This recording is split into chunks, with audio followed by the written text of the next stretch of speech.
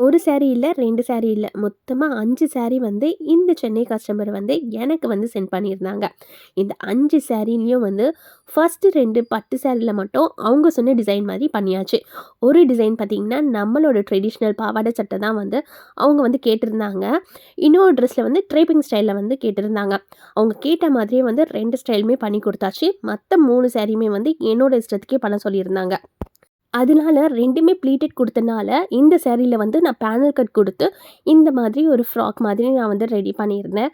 இத வந்து shawl use பண்ணி கூட போட்டுக்கலாம். இல்லன்னா இந்த மாரி ஓவர் கோட் யூஸ் பண்ணி கூட நம்ம வியர் பண்ற மாரி 2 ஸ்டைல்ல பண்ணி குடுத்துருந்தேன்.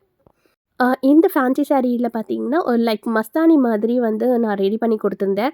உள்ளக்க அம்பர்லா மாரி வந்துட்டு, முன்னாடி வந்து ஒரு லேயர்ல வந்து ஸ்லிட்டு வச்சு, ஓவரால் பார்க்கறதுக்கு லைக் மஸ்தானி அனார்கலி மாதிரி இருக்கும்.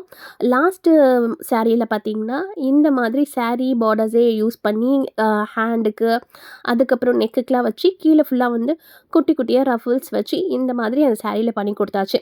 அதுக்கப்புறம் இதுக்கு எல்லாத்துக்கும் போடுற மாரி ஒரு கேன் ஸ்கர்ட் கேட்டிருந்தாங்க. தனியா வந்து கேன் ஸ்கர்ட்டும் வந்து ரெடி பண்ணி குடுத்தாச்சு.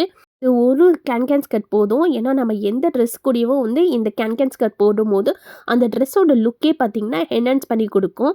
ஃபைனலா இது எல்லாத்தையும் நீட்டா பேக் பண்ணி அவங்களுக்கு ரேப்பிடோல போட்டு விட்டுட்டேன். ஏன்னா, சென்னை கஸ்டமர்னால கொரியர் பண்ணாம நான் ரேப்பிடோவே யூஸ் பண்ணிட்டேன்.